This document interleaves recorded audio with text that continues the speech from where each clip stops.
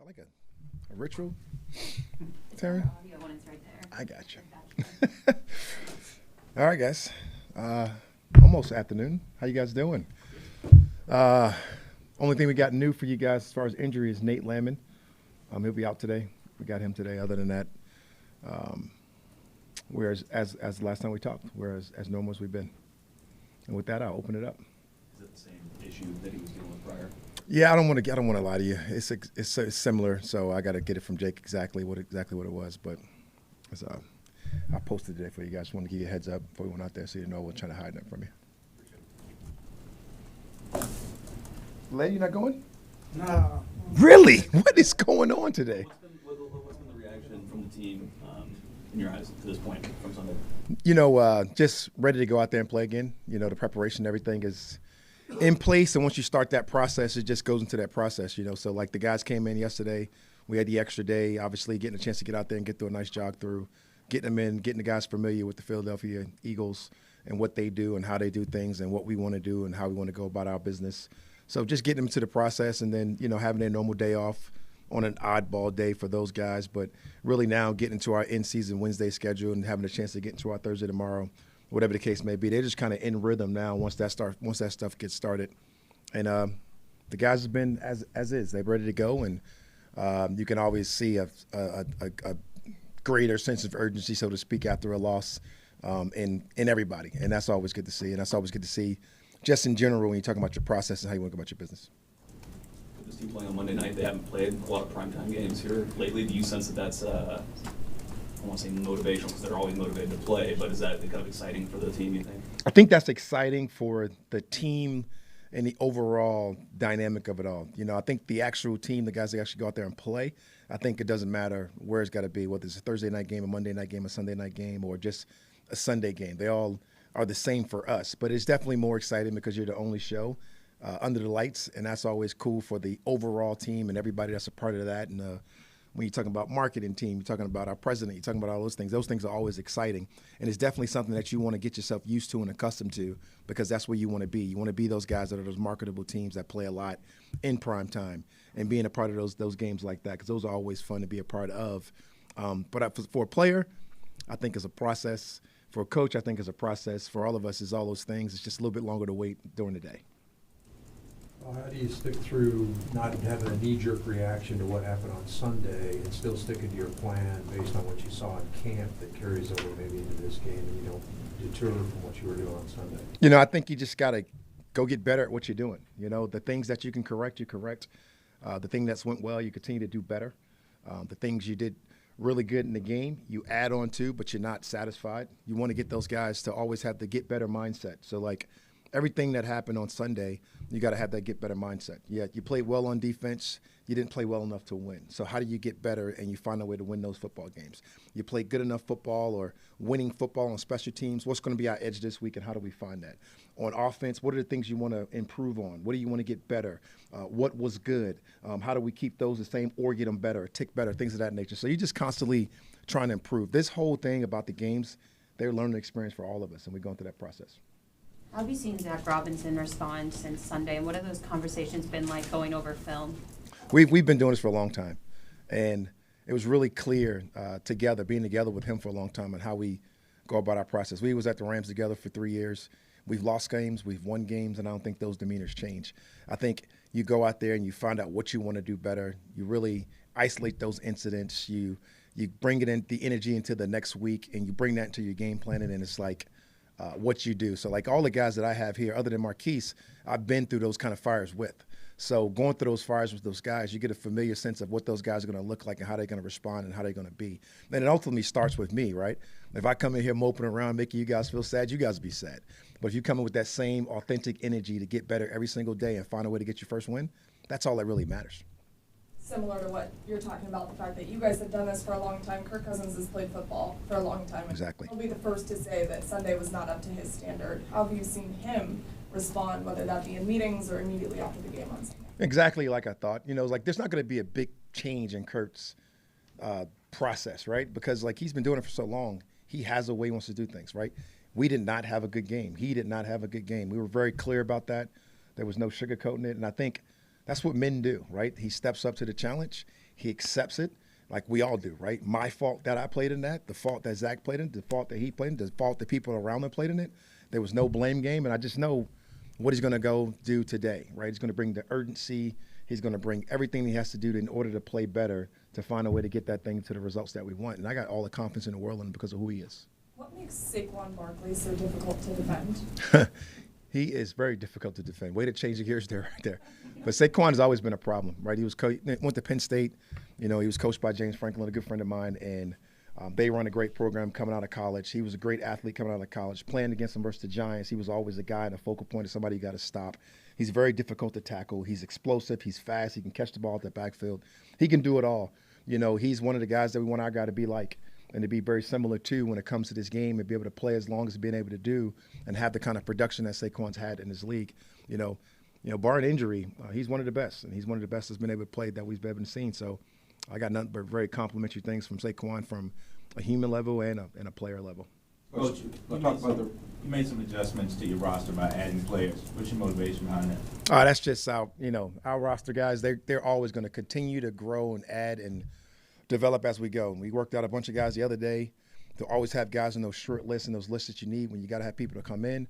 We've added people that we wanted to add from the beginning, whether it be a tackle, a swing tackle, things of that nature, whether it be some of the guys in our practice squad, like I mentioned early in this process, that practice squad that you're able to add, man, that's an extension of your football team, and continue to get those guys better, whether it be because of injury, whether it be because of what you need or you want to grow or you want to develop somewhere. I think those guys, those things that continue to happen, particularly with the guys that I work with right now. They are constantly on the grind and the search for players. When I'm talking about Terry, Cal Smith, Ryan Pace, and that whole team, Hakeem, they are looking constantly. Tumbo, all the guys. I can't even name all the names. Everybody upstairs. They are. It's great to be around. No, you're fine. People talk about Jalen running the ball, but he can throw, and he's got a good group of wide receivers. Talk about them, and just they don't seem to get maybe the attention they deserve. Jalen's a problem. I don't know why he didn't get the attention he deserved. He finished second. Oh, okay. I was talking about Jalen. Well, the wideouts, I don't see why they would not get the attention they deserve neither. A.J. Brown has been doing it for a while in this league on, I think, 2 different teams now, whether it was Tennessee, whether it was Philly.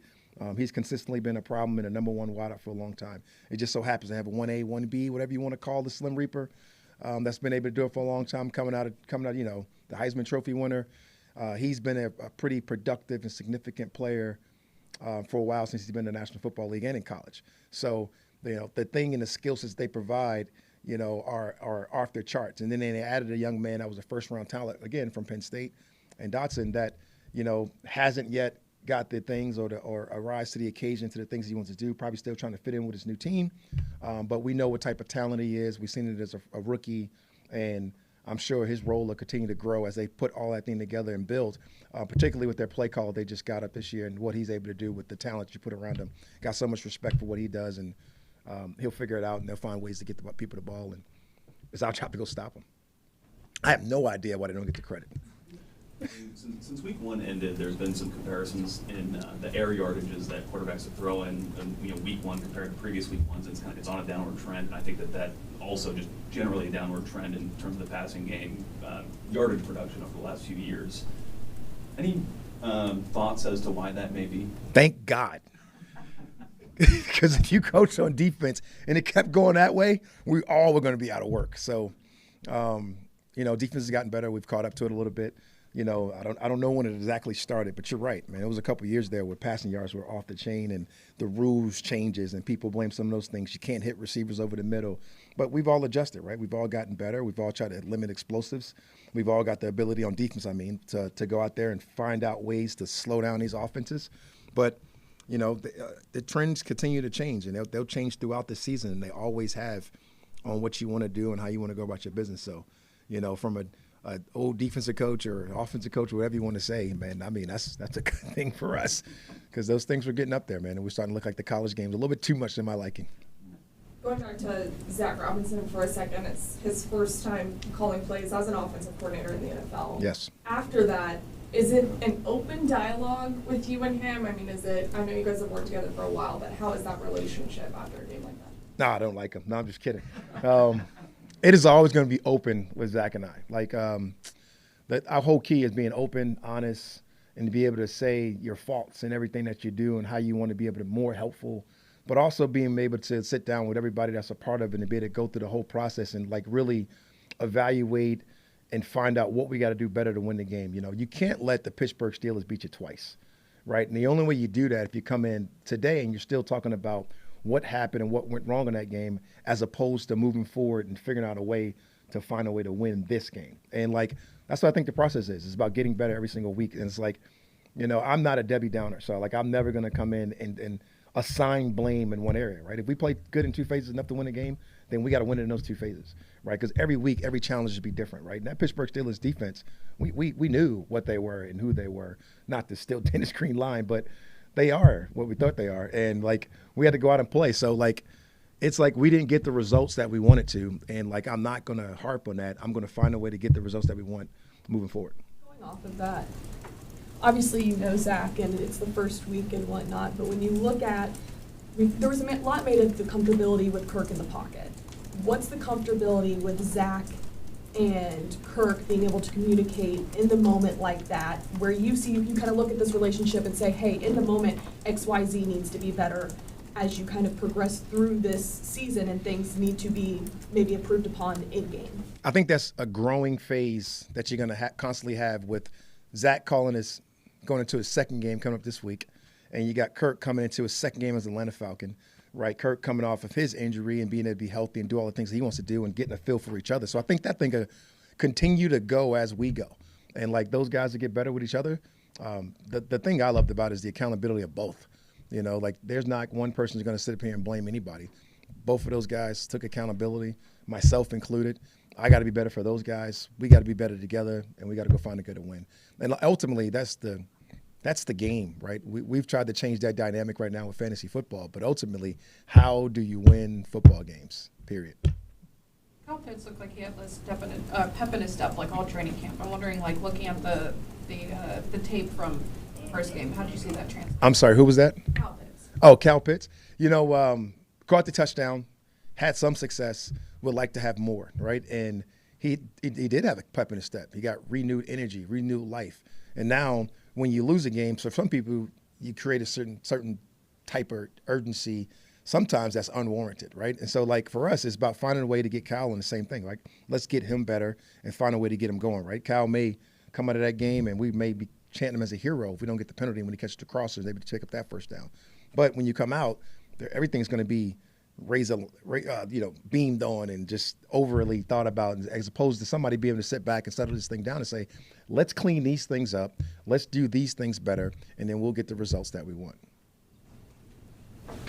Raj, you watched both teams use tempo change inside series. As you kind of self-scout and overall scouted, did it get the effectiveness both for them and for you as you change tempo within a series? That is a very good question from a quarterback. When you go out and you talk about tempo change, it's really to gain that advantage or to keep a certain personnel grouping on the field or to catch somebody off guard. So for those guys, they did theirs on third down situations, probably trying to keep you from being able to pressure and get into exotics and things of that nature, which people do and which is fairly common. I thought we did an okay job of getting lined up. We were able to get off a couple of those third downs, but was the execution to the point and the level that we wanted to? Probably not. So, like, Philly's looking at those things saying, hey, if we can find ways to exploit that, already using tempo in their first game, which was in Brazil, being able to see those things, we are getting better for that. This is what I mean when I go back to saying every game is a learning curve, because it's going to continue to build up if you don't make those corrections or get it exactly the way you want it. So from a decent standpoint, we got off a couple of times. Those guys were able to get out there fast. We were able to create a lot of urgency where it wasn't a drastic deal where you see the penalties when people get, but it was something where you want to be able to execute at a higher level, even more so, even just getting off.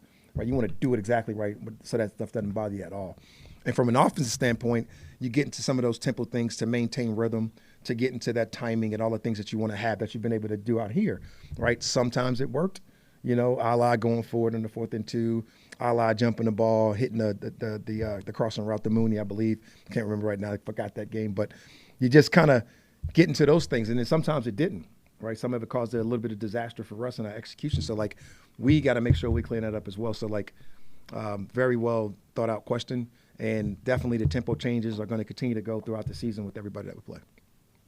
Yeah, Coach, given the Eagles' size and strength on defense, how do you approach offensively competing against these guys? They're tough to deal with. You know, they're coached by another fearless leader, and that's leading their defense, and he's been well known as one of the best in his game, and got one of the all-time copycat defenses that everybody tries to run and go out and play like.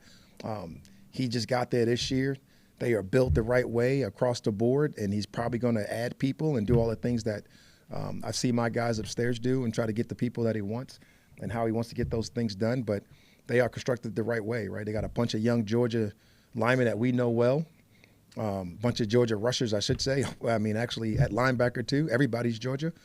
And they play hard. They play fast. They play physical. They've always been able to limit explosives. They've always been able to play with a certain thing, keeping things in front. They keep the roof on the coverage. They do such a great job. They're sound.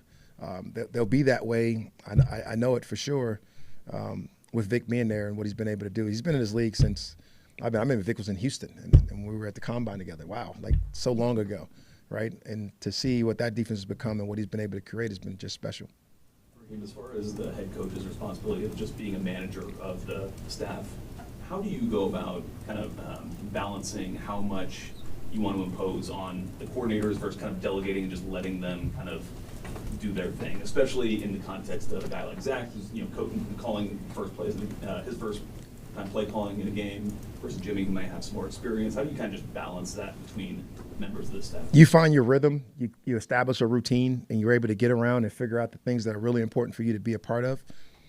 You find a way to find out what it takes to win each game, and you're able to affect those games each way differently.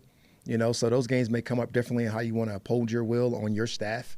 Right, it starts with our guys. It's my job to teach our staff how we want to play, what we want to do, and how we want to do it, and the way we want to go about our business. The same way it is with the organization. That's how you attack everything we do and how we go about our business. And then it just goes downhill to our players, and that it becomes infectious. And once that becomes infectious, you become obsessed with winning. And then everybody around us and everybody with us will be obsessed with winning. And, that's what we got to go do right now. And that's the whole goal and the mindset for all of us. Anything else? All right, thanks, All right, guys. Thanks.